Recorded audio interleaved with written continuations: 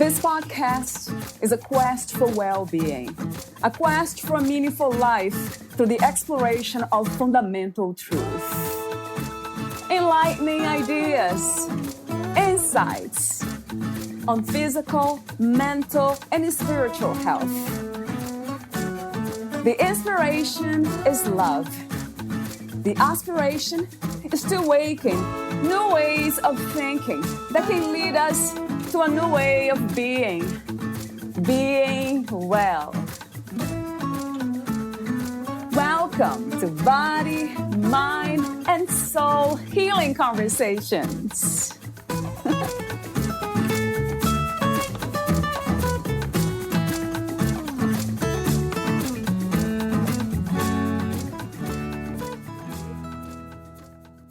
Every day, life brings challenges, whether they are small, day-to-day inconveniences, like traffic or loud neighbors, or major stressful events like the death of a loved one or several mental health issues. An effective treatment is therapy. Always remember that support is available if you or a loved one are experiencing mental health symptoms or coping with life challenges. Having a therapy is like having a wise best friend who is ready to support and guide you to the path of healing, happiness, and inner peace. Valeria interviews Nicole Maldonado. She is a licensed marriage and family therapist serving in Pennsylvania and New York and provides services in both English and Spanish. Nicole has worked in community-based settings, providing individual and family therapy in homes, schools, and crisis centers. Nicole also has experience working in inpatient rehabilitation hospitals, where she provided individual and family therapy with clients suffering from substance abuse and co-occurring disorders.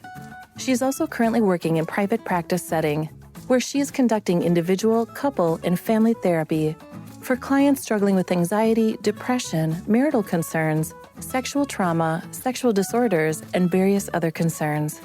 Meet Nicole at thrivingcenterofpsych.com/therapists/Nicole-Maldonado.lmft. Here's the interview with Nicole Maldonado.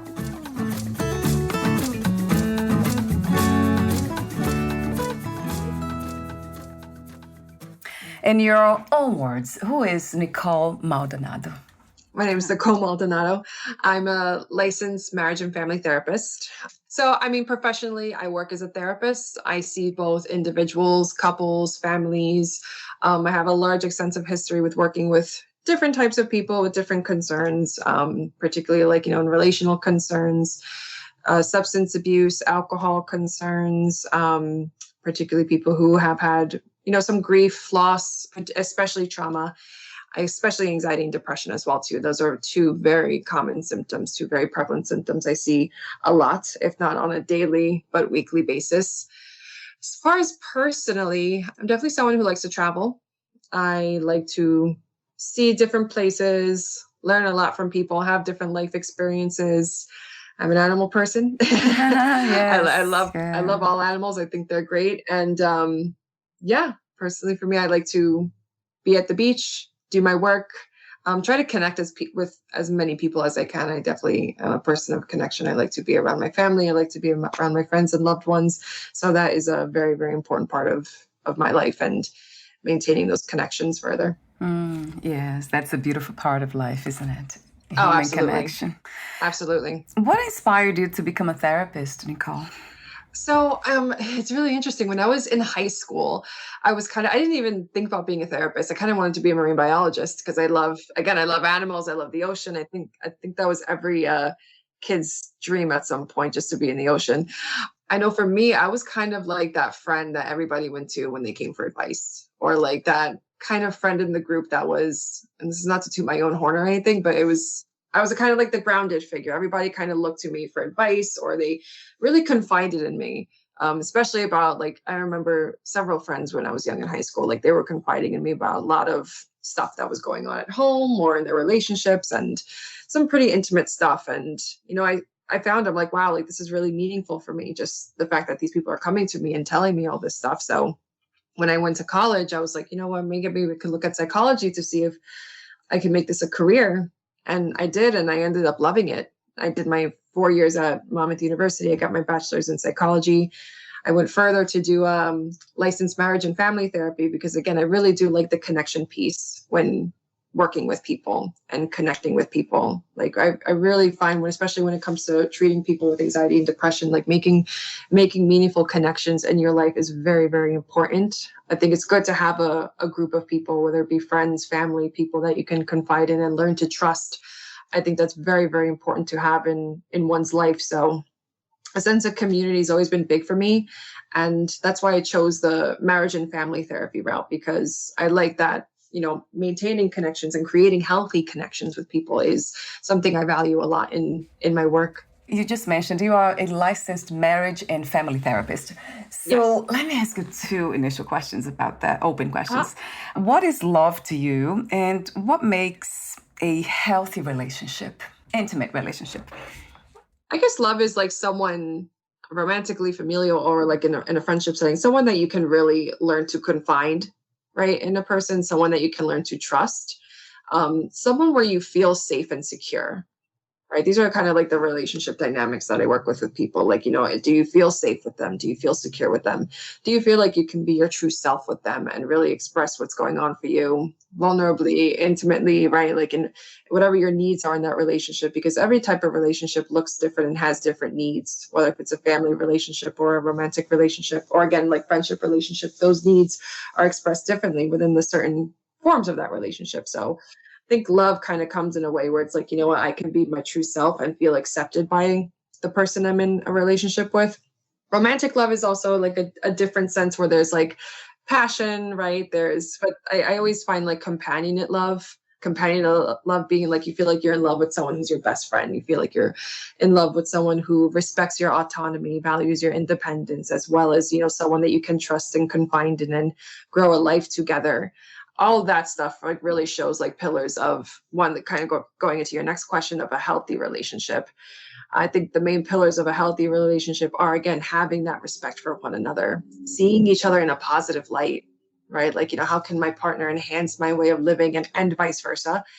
As well as, again, having the trust, the safety, security, and really feeling like you can be your true self with this person, not feeling like you have to hide, not feeling like you have to put a facade on, right, to stay in the relationship. It's something where it's like, okay, I can really grow and enhance my life with this person, and being thankful and appreciative to them. Like all of those emotions really enhance love, because being in love with someone, any relationship is like a garden. You have to go in there, you have to go in the garden every day, water the garden, take out the weeds, right? Like check the soil, plant new seeds, right? So it's the same thing with the relationship, and any form of a relationship, really familial, romantic, or friendship relationship. It needs nurture. And the more you show appreciation, the more you show trust, the more you can really connect with people is what nurtures the love in the relationship.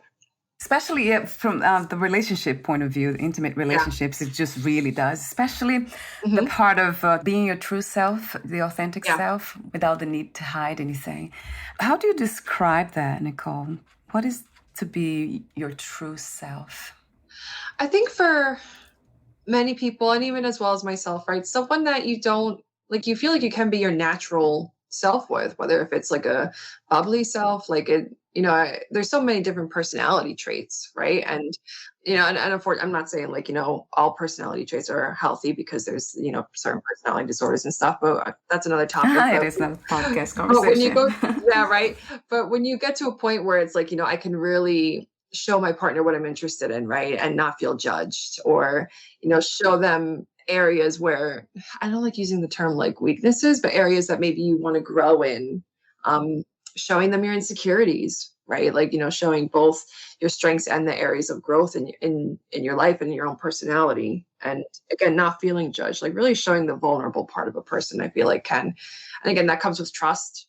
That comes with building that trust and security in the relationship to show yourself, that side of yourself, to a person, and feeling that you feel accepted, feeling loved, feeling cared for. I think all of those can kind of constitute with again, showing who you are as a person, right? Like, knowing if you're struggling with something in your life, for example, right? If it is mental health or any other situational circumstance, right? Like that, and being able to turn towards, this is a term we use in therapy, right? Like turning towards one another And, again, knowing you can turn towards your partner and either receive the support or help or care that you would need, like that in itself shows what it can be like to be yourself and be your ideal self, if that makes sense. Yeah, it does. In relation to somebody else, would that apply to the self in itself, in a sense of, would you call it self-trust?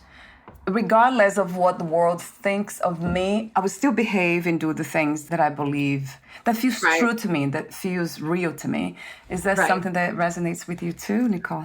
Absolutely, 100%. And that's something I see a lot with people where it's like they try to fit the social norm or they try to fit the group norm because, us as human beings, like, and this kind of goes back to like some evolutionary psychology, right? Like we don't thrive well alone.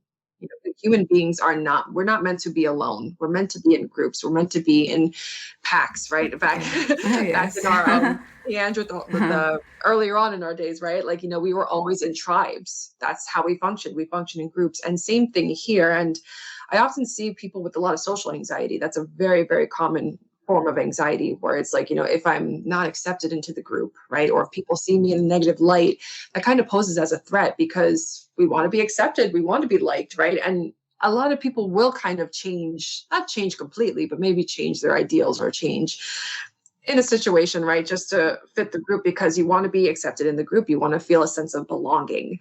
I think it takes a very confident person to share what their values are, right? What is really meaningful to them and how to find the group that is most meaningful to them instead of finding random people and random groups of friends or random partners, right? Just to feel that acceptance or feel that belonging, right? I think it takes a really confident and kind of the word that you were using, like a strong sense of self to be like, you know what, I'm gonna look for the group that best fits my needs. Either if it's a friend group or a partner, right? Like who's going to best fit my needs. So I think it kind of, that part that you make, I think it goes towards with confidence. Like, how much confidence and security does that person have within their own self to look for the group that best fits them, as opposed to just looking for any random group of friends or a partner to have somebody. That makes me think about the references we have of healthy groups to belong to. Like in my case was growing up with my family. I was trying so hard to belong to that family in the sense of doing anything to please them, my father and my mother. Yeah. And they are not healthy. They're very anxious. They just behaved in a way that was not healthy. And seeing that as a child, I mean, the only thing I could do is just to try my best to do whatever they asked me to do so I wouldn't be hurt or not feel that I was not loved. So that was my reference, which really got myself in trouble throughout my adulthood in relationships because I kept looking for relationships that just, they are not healthy. And that's interesting because it was the only thing known to me. So that was my reference. It's kind of sad, isn't it, Nicole? Yeah. I mean, especially as a child, though, like you're not real, like kids aren't going to know about, because again, our family unit is the first tribe that we have, right? So it's like, of course, we're going to follow what we call like a family system to be a part of the family system. And the family system is kind of like the theory where it's like, okay, think of a family as kind of like a machine. And each member of I know it's a weird analogy, but each member of the family is a certain part of the machine. And we all need a part of that machine to make them, each part needs to function in order for the machine to work. But it's like in certain family systems, we have to realize if there's unhealthy habits, if there's unhealthy personalities or choices, right? Like unhealthy behaviors, the machine is not going to work. But if there's one thing that I've learned a lot, it's like families try to make things work in their own way instead of change. And that's always a big thing when it comes to family systems, right? Like, and even if one part, right, is not working and for whatever reason, right, whatever the situation is, it really, like, the family system can feel the gravity of people. And just like, again, going back to those unhealthy behaviors, especially in the case of abuse, right? If there's abuse happening, the system's not going to work. The system is not functioning well. It's not functioning at all. It's an unhealthy system. So it takes a lot of courage to kind of, one, for that person, that individual to see what's going on in the system, right? Because when we live in family systems for so long, right, and we, there comes a point, like, when you're a child and then you go to adolescent phase, right, and then even adolescence into young adulthood, when you start to see your family and you start to see your parents in particular, or whomever our caregivers were, to be like, wow, I never realized how unhealthy, right, this relationship was. Or maybe vice versa. Wow, I didn't realize how healthy this relationship was, right? Like, you start to grow into your own autonomy and your own individuality. And from there, you can see the functioning or non-functioning parts of the family system that, again, as a child, we're really not going to see that, because that's our first sense of a tribe. And that's our first sense of, what we see as appropriate or non-appropriate based off our caregivers. People don't realize how often, like, when we grow up, like, these messages and behaviors that we see from parents or whomever our caregivers were at the time, that really do play into our own development and how we see the world as, again, what's appropriate or not appropriate in certain settings, if that kind of makes sense. Yes, yeah, very much. It was my case, for sure, living from the lens of that worldview, that unhealthiness was healthy to me. So I could not trust myself for a long time, trust my own intuition, my own decisions when it came to people, because something in me was always looking for a reference, a familiarity. So that was very important. And then going into the topic of spirituality, that was my path. So I started to actually look into what I could trust, what I couldn't see, the invisible world. Started with the skies and the stars and the moon and then the trees. And then it gave me a sense of peace that I couldn't find out there around people, things, places. And that's how, instead of going for therapy, I just kind of emerged into this world, the invisible world of spirituality. And it has been the case up to this day. Talk to me about, what is spirituality to you, and what is the connection between spirituality and mental health, Nicole? Okay, so spirituality for me, this reminds me of my group days when I was working in the inpatient rehab. I worked at an inpatient rehab for 2 years, and I would run groups there on spirituality. And the reason I called it spirituality, because we had AA groups, but those were a lot more Christian-based groups. And then not all of our patients were Christians. So I kind of created this group for people of all different religions and beliefs to kind of talk about their faith and how their faith has been a strength for them, and especially in their own recovery and in both gaining and maintaining sobriety. So particularly with spirituality, and again, I'm not going off of a text here. I'm kind of going off of my own research with different religions. I've often seen that, like a religion in the way is kind of like, okay, what's our form of practicing our faith, right? Like, what's the prayer? How do we pray? How often do we pray? Rituals, etc. And as far as spirituality, more so the inner, what's the word I want to use? I guess kind of inner feelings, or just like going back to the faith of how our faith can be strengthened from the physical stuff that we're doing, which is the religious part, how our faith is trained, how we feel, right? Even just going back to learning to let go of maybe certain stressors, right? Like believing that, okay, we have a God or a spirit or the universe, all that is, right? Depending on the religion that one follows, right? Just to kind of get the sense of, okay, inward, what's going on with us on an inward level. And I'm not a theologian, so so I'm probably not I don't know if I'm making sense there in that area, but I've often found that spirituality is more inward, as opposed to like the religion, which is more like, okay, that is the physical stuff. That's the action piece that we do to express and worship in our faith. Yes. Well, that is definitely my perspective. Yes. Okay. Yeah. It's looking within. Yes. It's your inner world, which has to do a lot with psychology, the feelings, emotions, but also going beyond that, beyond the mind content, which is, it's called mysticism when you have experiences that are not really, they don't rely on the five senses.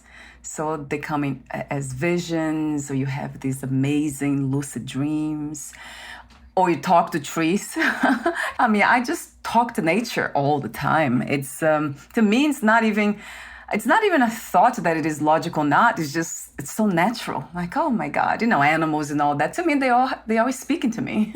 Can Can I just say something with Yeah. that? Like, I remember when I was doing the my spiritual and religious groups when I was working in the rehab, and legit, like we would talk about like areas and like, you know, what is the spaces that we feel the most at peace, though, that we feel most connected with the divine. And everybody would say either like in an ocean, like somewhere out in nature, right? In the woods, by a lake, by the ocean. And I don't mind disclosing this, right? That's my place, right? Like, you know, being near a beach. I know some beaches are man-made. I remember even having this one conversation, right, with a close friend of mine, actually, that they like being in the desert, right? Just the heat, the sand, the ground, right? Like, you know, and it's nature in its most raw form. That was so yeah, I mean, like I would obviously hear like churches and mosques and temples, right? Like where people feel connected, but in these natural settings is another very, very common answer that I've heard people feel the most connected with the divine when they're worshiping. Yes, yeah, it has been my experience too, interviewing so many people. They all Mm-hmm. say the same thing, Yeah. and it must be. I mean, from my experience, is it's because it goes beyond thinking. So there's a kind of communication there of energetic transmission that bypass thinking, and it's extremely powerful. But Okay. there's no Yeah. thinking, there's no concepts, no ideas really kind of populating the mind. But it's a sense of freedom, really. Like, it's expansion Yeah. first, and then freedom. It's almost like I am as free as everything that is in front of me, the ocean, Right. the trees, the animals, perhaps not, because I know they have fear at the level of the mind. I've often heard like a sense of feeling like liberated. And I don't know if that's what you're Yeah. kind of, yeah, like just being like, you know what, all this daily struggles that I was thinking about, it's gone, right? Like it's gone for this moment. I feel at peace with myself. I've heard a lot about just like this inward piece that is not there, or maybe that is not paid as much attention to because we're just doing so much on the day to day, that we really don't get a sense to really sit and be present and really connect with what that piece can be like. And I know a lot of people have said, like, in a lot of these natural settings or settings that they feel most connected to is when they can feel that peace and when they could feel some connection with the divine. Yes, and if we can bring this to our activities, whatever we do, then it becomes a wonderful practice. Right, absolutely. Actually, that's something that you do too. I know it's a modality that you use, mindfulness, Yes. meditation.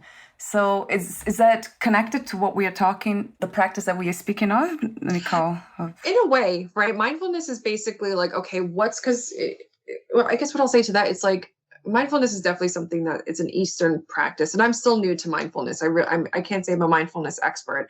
What I will say, I do use a lot of basic mindfulness practices when I work with people. So just like basic stuff like deep breathing, right? Knowing your environment, being able to know, okay, what's happening for you right now physically, what's happening for you right now emotionally. You know, I live on the East Coast. I'm near New York City. So like, you know, our culture here, it's like, go, go, go, right? You wake up, you go to work, you do the stuff at work, you go home, you do this, you do that, you do that. So it's like people really don't stop and be present in the moment. And that's kind of what I usually work on when it comes to mindfulness practices, being mindful of just basic stuff like what you're eating, right? How good the food is.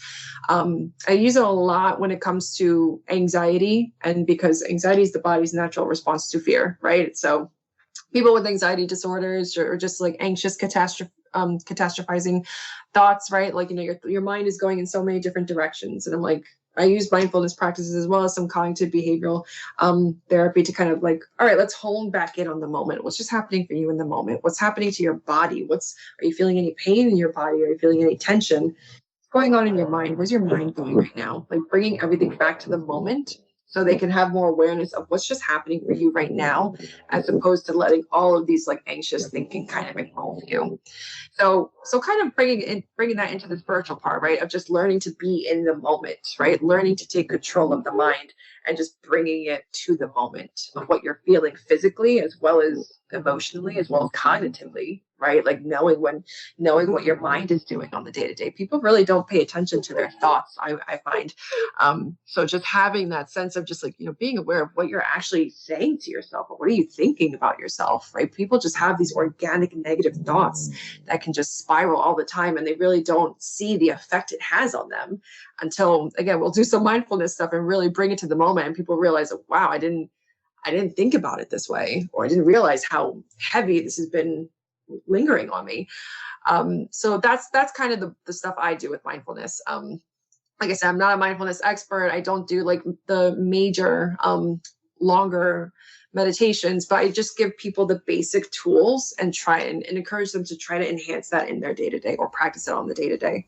Yes, that is what it takes to be connected to the inner world, which is so important.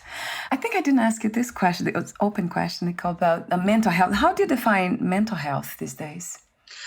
So my definition of mental health would be like, what's just the overall, because I guess when you look at like physical health, right, like you assess it based off your physical symptoms, right, just of how your body's feeling, any pain or discomfort. I would say like, when it comes to your mental health, like, look at how you see the world, look at how your thoughts are, look at how you're functioning, right? Like, can you solve problems? Can you withstand problems, right? Like, because when it comes to being tolerant of certain uncomfortable things, I think mental health is more of understanding yourself, understanding your symptoms, if you have symptoms, right? And understanding what's the best skills I can learn to enhance my overall well-being, which is just having not even so much having a positive mindset, but having a mindset where it's like you can think clearly, think rationally about certain situations. Yes, we're human. We're going to have thoughts, we're going to have anxious thoughts. We're going to have depression thoughts sometimes, right? Like we're going to have these thoughts. We're going to have these feelings. But I think the best definition I can contribute to mental health is like understand where that's coming from, understanding those emotions a little bit more to understand yourself. And also like anything else in life, like, when these emotions get too much or get too heightened, right? And then they affect your functioning, or they affect your relationships, or they affect how you see things, right? If you're thinking so negatively about yourself, about everything all at once, right? Like, and then it really sees how that plays into in your life, right? Like I don't know if this is like if this is describing the mental health to you, but kind of just really understanding your symptoms, understanding your thoughts, understanding how you think, and understanding the emotional responses that you have. And obviously addressing those symptoms if they're really interfering in your life. That's the best definition I could give of mental health. I know it's a wordy definition, but it's the thing with mental health is it's so much more complex, right? Like, when it comes to your own development, and even as we were talking about your family before, right? Like, just even family development, relational development, emotional development, every trauma, right? Like, especially kids that were abused at a young age, the trauma that they go through in their development, emotionally, physically, spiritually, all that stuff. It really does kind of understanding your development, understanding how that has impacted you in your adult years, as well as understanding what those symptoms are, right? If there are underlying symptoms, and how to best learn the healthiest skills to lead the happiest and healthiest life possible for you. Yeah, it resonates 100% true to me at that level, Okay. body, mind. It's the work of self-discovery, self-awareness, self-knowledge, self-love, self-trust. To me, they're all connected. You just mentioned the word happy. Is that the goal of healing, doing this work of well-being, self-discovery, self-knowledge, Nicole? Would you say happiness? Well, I mean, I think that's everybody's goal at some point, right? Yes, for sure. to be happy, right? And I think happiness kind of has this stereotype where it's like, oh, happiness, you have to be smiling and you have to be like, so like in this bubbly state of mind. And that's really not what happiness is about. Happiness is like, just like your overall experiences, right? And being content, having a sense of fulfillment. And I kind of use like 4 domains when it comes to fulfillment in your life, right? Like your financial, fulfillment, your physical health, your mental health, relationships. I think there's the 5th dimension of like spirituality and religion, but I know that doesn't really apply to everybody if they're like agnostic or atheist. But basically, you look at those main domains in your life, and is there a sense of balance in each of them? And if there is, because I know they're different domains, but each one can kind of interlap one another. If there is maybe like a disruptance in your life, and there's always going to be a disruptance because that's what life kind of throws at us. So it's something where it's like it's not the goal of happiness, but to be fulfilled and live with a purpose that you yourself are living a life that you're content with, if that makes sense. Yes. I call it inner peace, but it's the same thing, same idea. Contentment, inner peace, right? Which also sounds like acceptance. I like that inner peace part, right? I definitely like that part of just like, 'cause that's actually another, when I think about it, it's really the goal of what I do too. Like finding peace, finding fulfillment, finding purpose. You know, when you do something, or if you have a life, if you have these relationships that are purposeful and meaningful to you, the more meaningful it is, the more content and fulfilled that person is. And that's what, again, I don't use happiness, but I just use I use the word more fulfilling when working with others. So that's kind of the goal, right? Like, you know, what's the ideal life that you want to lead? What's the changes or work that not changes, but more so the work that you want to improve on for yourself to help you be at your most optimal level, at the level that you see yourself leading this fulfilling life. Do you connect these ideas to having a purpose? And if you do, what is to have a purpose? So the purpose, and this is another thing I actually did with when I was working in the rehab, right? Just having a sense of purpose is, again, there's no concrete definition to purpose, right? Like, you know, anything, like it's something where you kind of have to go and find your purpose. The one thing I will say to that, it's like, think of purpose, finding your purpose is kind of like an experiment. You're a researcher in the laboratory, but you kind of have to get out there, right? You got to study, right? Study religions or study faith, you know, be meeting people, you know, do a work or a trade that you find fulfilling, right? A passion, right? It doesn't have to be something you're always super passionate about, but even so, something where you can connect with the work or the trade. But you kind of have to go out there and try it, right? Try everything in a safe, sane, consensual way, right? But that's the thing with finding purpose. It's like, once you're not going to know what is purposeful unless you're actively doing it. And that's the thing that I encourage, especially when working with people that have had addiction and substance abuse histories, because especially with addiction and drugs, like drugs just suck the life out of you, right? People don't know who they are anymore, especially if they've used drugs for like so many years, right? It comes to a point where it's like, I've heard many people say, like, you know, I don't even know what brings me joy or the life I want to live, right? You kind of have to reconstruct your life over from scratch, which is the hardest thing you could do, especially if you're in your adulthood. But to find that purpose, again, you have to go out there and build your life in a way. And it's hard, right? Because there's always risk, right? There's always like, what if I don't find my purpose? What the what ifs, right? That kind of lead the anxiety on. But even so, like studying, meeting people, traveling if you can, right? Like all of these things really enhances a person through their own development. And that alone enhances the experience of finding that purpose and actually feeling what a purpose feels like for you, which is kind of understanding when you feel fulfilled. Yeah, right. Is that something that you could say for yourself, that you have found your purpose by being a therapist? As of right now, I think so. I do love what I do. I do love connecting with people and talking to people. It is a tiring job, I will say that, but it definitely is a fulfilling job. Like to know, like one of my purposes here, right? Like, 'cause I think purpose is also not something that's one thing in your life, right? Like it could be several roles you take on, but one of my purposes here is to definitely connect with people in a way that, yeah, they do share a lot of vulnerable stuff with me, but knowing that they can trust me with this and knowing that we can work on something where I can give them whatever knowledge and information I've learned over my years as a clinician and in school and through my experience, and help enhance other people's lives. Like that to me is very, very purposeful and very fulfilling. And yes, at the end of the day, I could be tired some days, you know, I will admit that, but I don't feel that sense of like, what am I doing? Right. I've heard that from a lot of people in jobs or trades that they're not feeling fulfilled. And it's like, what am I just doing? Right. Like or just kind of questioning or feeling that doubt. I've never felt that in my line of work, and I'm very grateful for that. Wow. Yeah, I love the way you have been saying this since the beginning of the conversation. I think even before we started recording. Yes. Yeah. Connection. So connecting meaningfully with others. Yeah. Tell me about it. I have heard that addiction was probably Gabor Mate, I think his name is.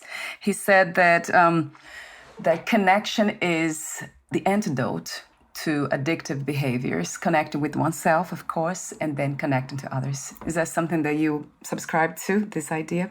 Oh, 100%. I firmly agree with that. I don't think it's the whole part of getting and maintaining sobriety, but I think it's over 50% worth of the treatment, because even, when I was working in the rehab, right, we had groups, like so many groups, like small group sessions, large group sessions, right, all with different topics and everything. Hearing other people out and hearing what other struggles were, as well as kind of understanding, it's like, wow, this person went through something similar to me, right? Like knowing that they're kind of on the same boat as I am. It makes you feel less alone. It makes you feel less isolated. It makes you, again, it goes back to the connection piece. They can feel connected with others.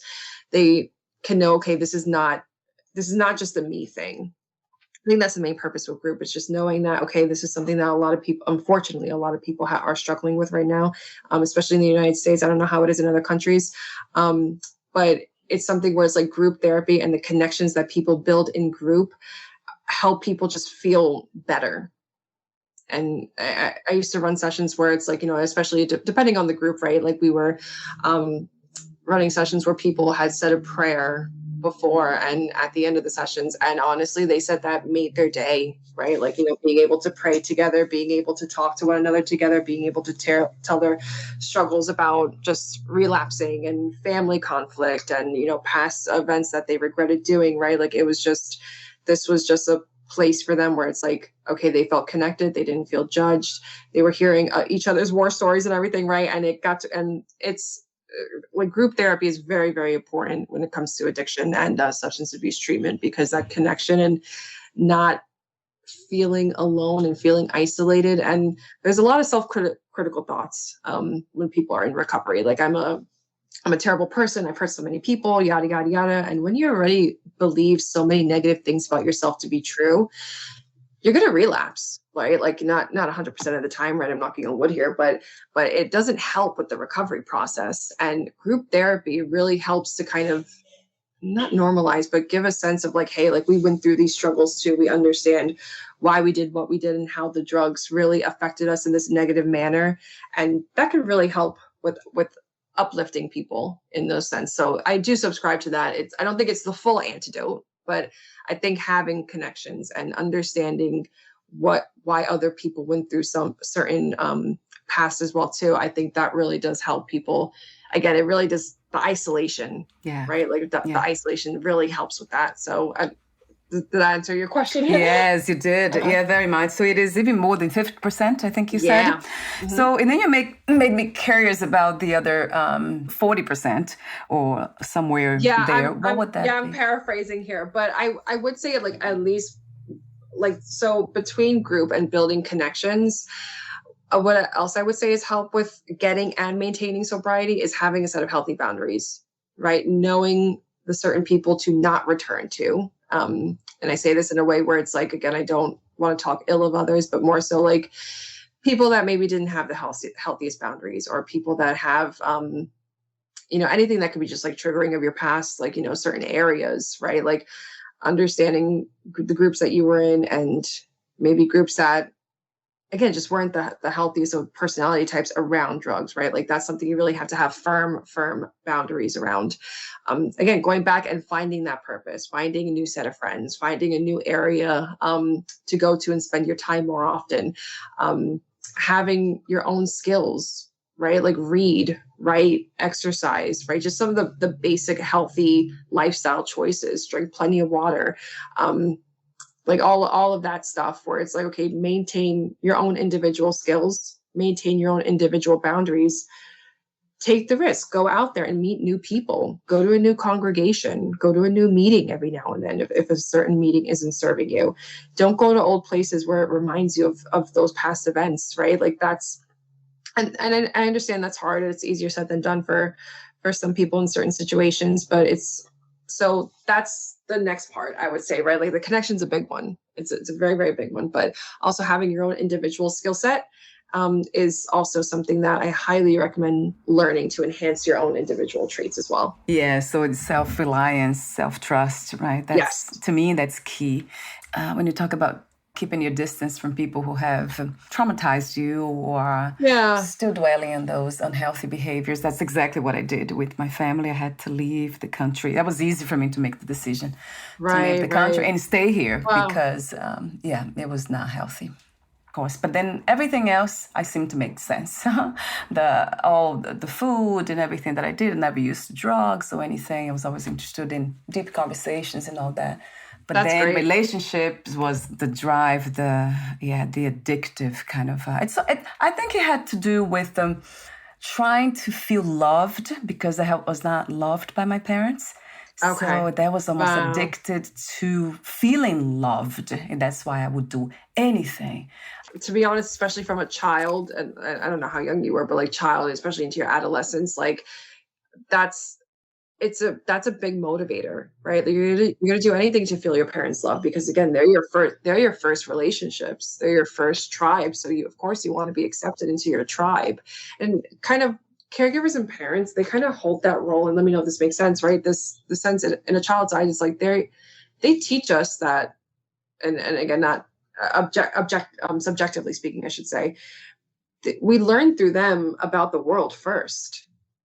And then we learn about culture. We learn what's quote unquote appropriate or not appropriate in their eyes based off what I was talking about before, based off what the family system operates. It's really not until we get to that adolescent or older young adult part where we start to realize some of these patterns, be like, oh, maybe this isn't how I want to live, right? I don't agree with these patterns, or I don't agree with these behaviors that's happening in the family.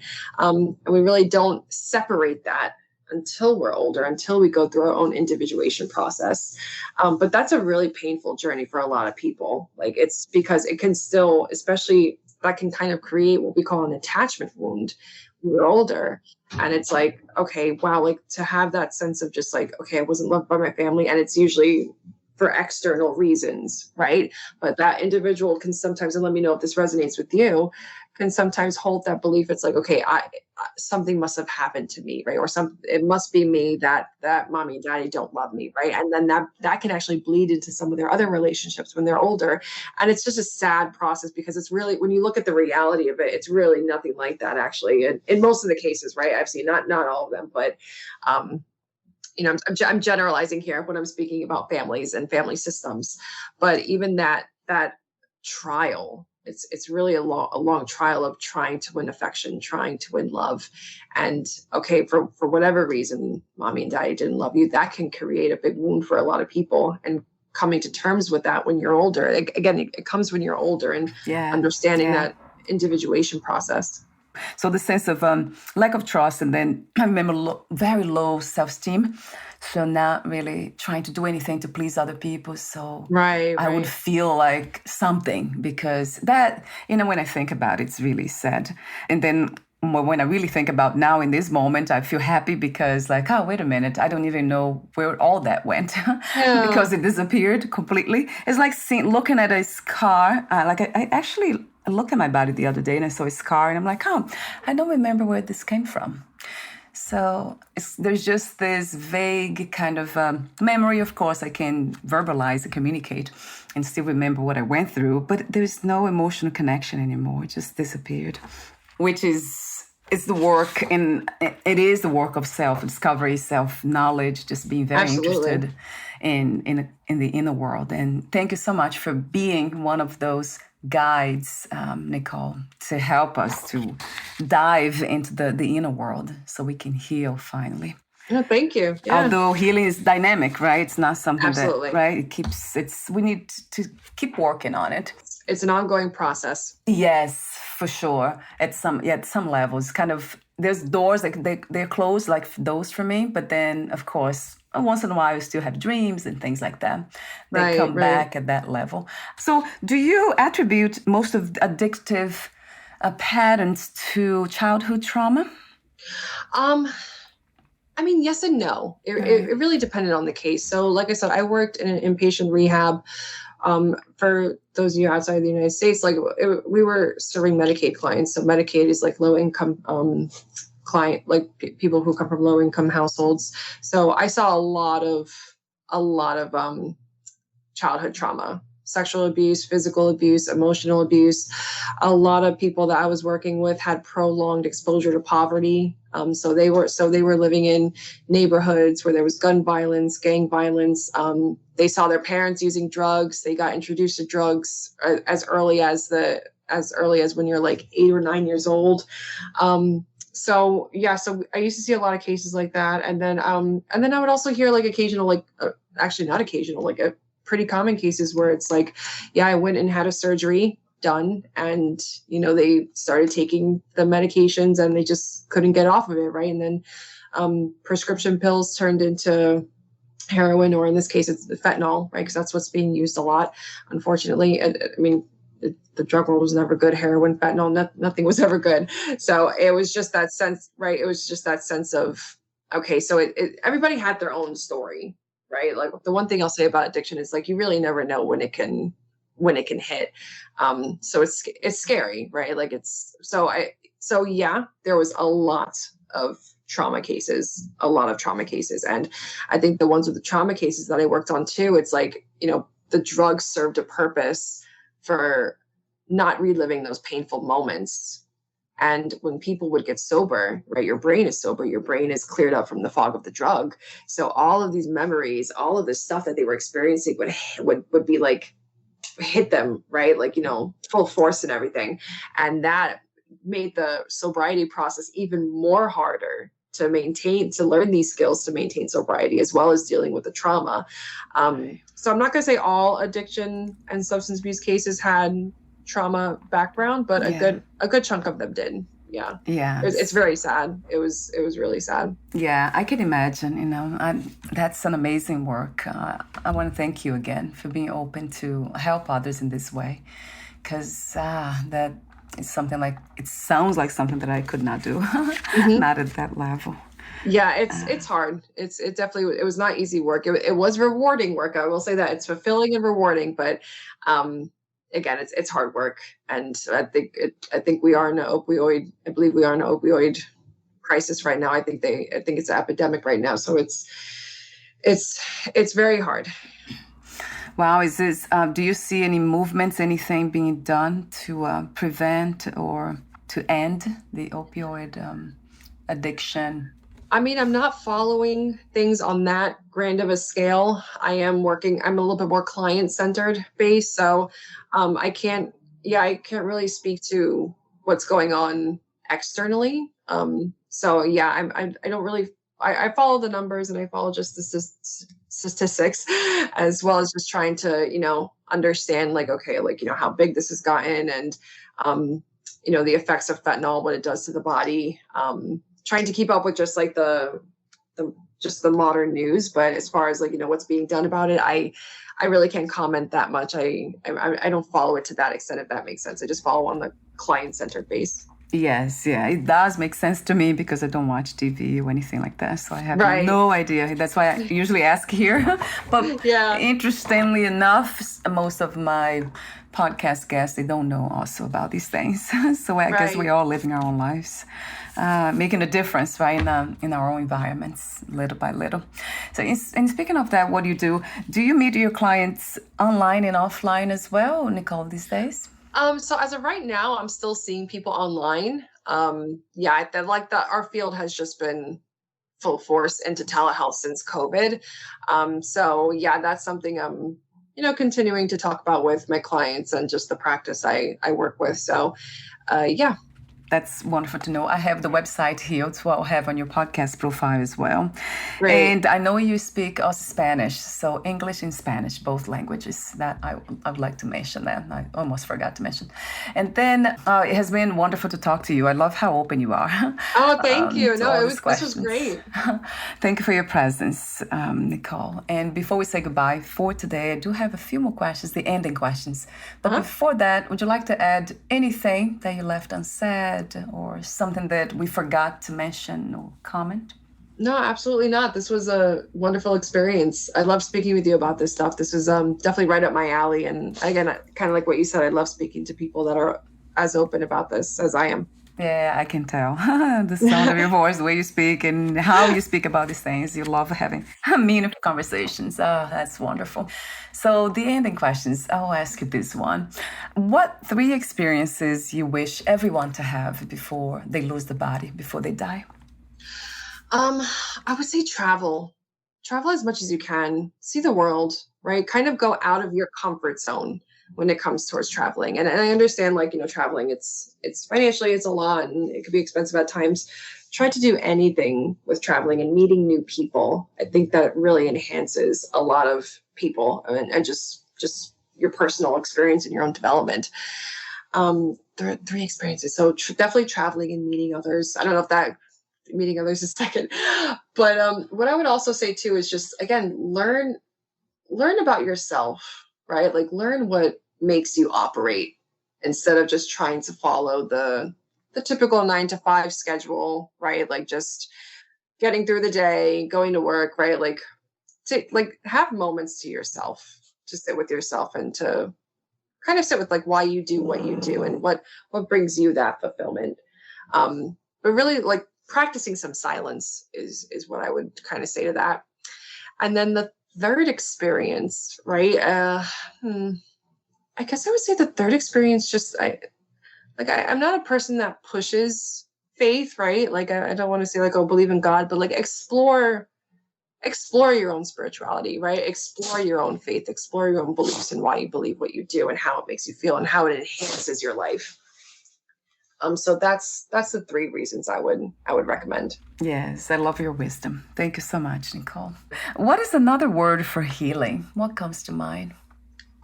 Healing, or just kind of working on, that's a good question. I never really thought of it that way. I guess I would say working on just improving yourself, ideal self that you want to be. Yes, that sounds wonderful. And that's the goal, of healing for sure. So let's see. I want to thank you again for your presence, for being open to life to this extent of helping others to heal from the inside out. That is something that I have devotion for, given my experience and the work that I do with spirituality. There's something about what you do as a therapist that really interests me and my audience, of course. So thank you so much again for being you, Nicole. Oh, thank you so much. I really appreciate that. And thank you for having me. This was great. Thank you. And before we say goodbye for today, where's the best place to find more information about you and what you do? So you could look on the practice website.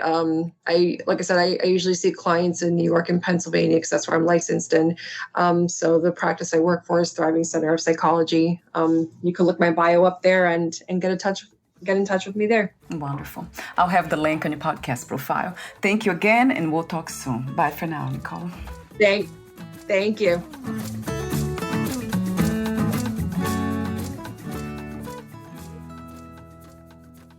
Thank you for listening. To learn more about Nicole Maldonado and her work, please visit thrivingcenter.psych.com/therapists/Nicole-Maldonado.lmft.